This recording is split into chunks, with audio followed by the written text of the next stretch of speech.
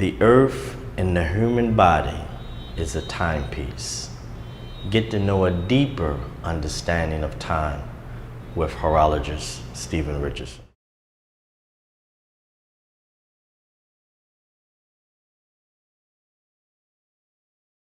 Let me introduce myself. I'm what you call a horologist or watchmaker.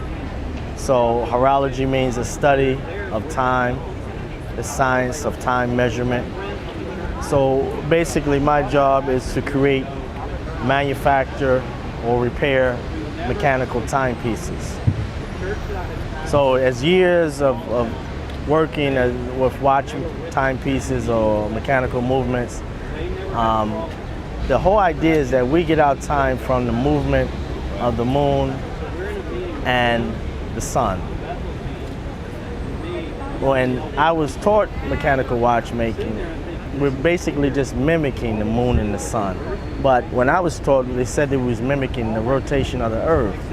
But as I grew in mechanical watchmaking and horology, I realized that the earth is actually not moving.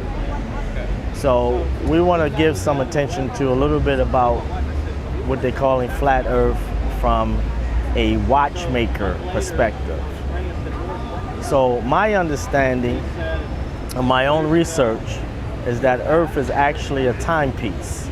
We're actually living in a timepiece. So the way I learn is through observation, experimentation, and then evaluation. And those are the key main components of the way I learn. Most people, and as myself, we was taught through interpretation. So if I asked you something, you would just basically spill off, or I would spill off and just say something that I read from a book or someone told me or that was passed down. But we're gonna experience through something that you can experience and do yourself. Observation, experimentation, and evaluation.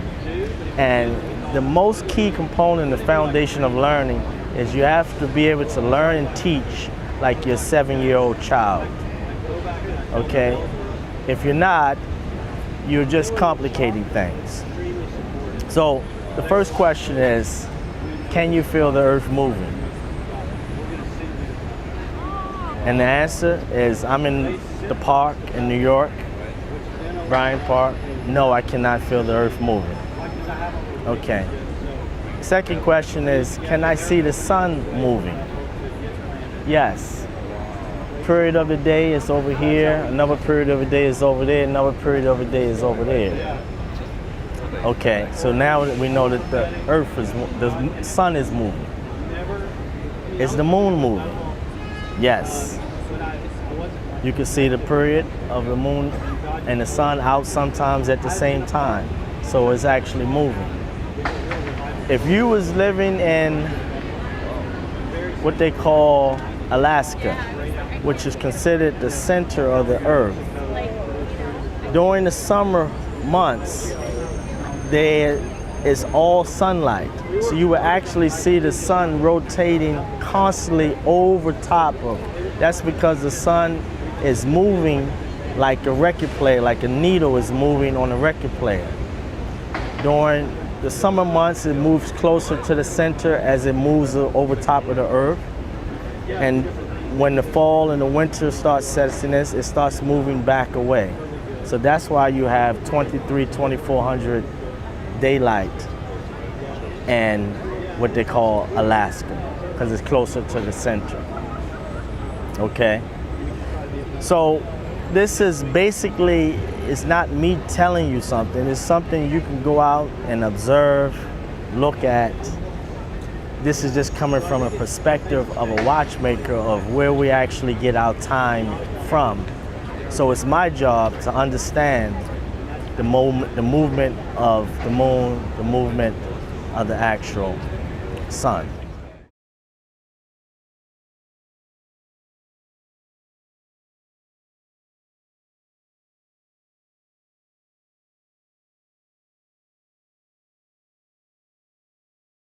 So now we add another perspective. So basically we're just doing perspectives on observation, experimentation, and evaluation.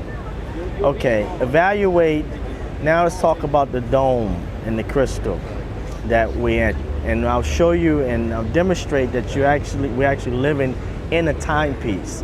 That what you call God, or what you call the higher self, or what you call the all, is a watchmaker. What you call God is a horologist. Because if you ask yourself one question, what can you do without time? You cannot do anything without time. That lets you know that you are a timepiece, that we're living in a timepiece. If you look, I'm gonna show you the dome. You can actually see it. When you look at the sun, you'll see a reflection and it beams out. That's knowing that you're in part of a glass. When as a watchmaker, when we observe the crystal, it leaves a certain glare. And when you look at the actual sun, you'll see a little glare and reflection that's around it. But you have to observe this closely. The other significance of understanding that you have a dome crystal over top of us is that if you look at what you call stars, and you'll see some stars, maybe one or two of them that's not blinking, but you'll see many of them, if you look at them, they appear to be blinking. They're not blinking. What you're seeing is water rippling. That lets you know it's on the other side of the dome. There's water on the other side of the dome. And you can determine just by observation that the stars that you're looking at, they're actually in water, and the water is actually rippling. It's nothing blinking. You can tell the difference just by observing. The other way I can prove that it's actually water is because the body is over 70% water. We're breathing oxygen, which is a loose form of not decondensed water. You cannot live without water. You cannot live without breathing. So water and time is connected as one, okay? This is all through your own observation. Take away what anything someone have told you or what you have read. Just observe things for yourself. The other determination that you're actually in the crystal is that when you see a rainbow, it curves. That is the reflection of the sun reflecting from the water off of a dome, and it creates a rainbow.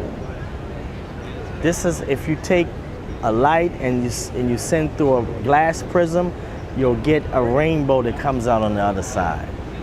So that lets you know that you're dealing with glass, light, and water, okay? And then the shape of it. So these are determinations. Observation, experimentation, and evaluation.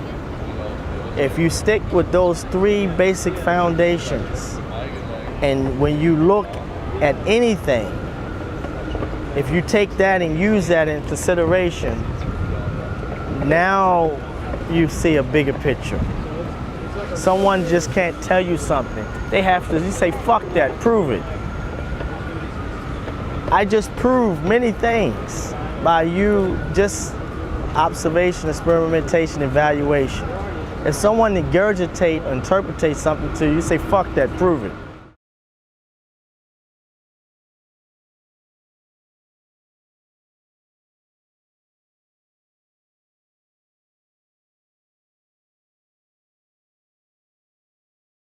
If I ask you a question, what is the speed of the sun?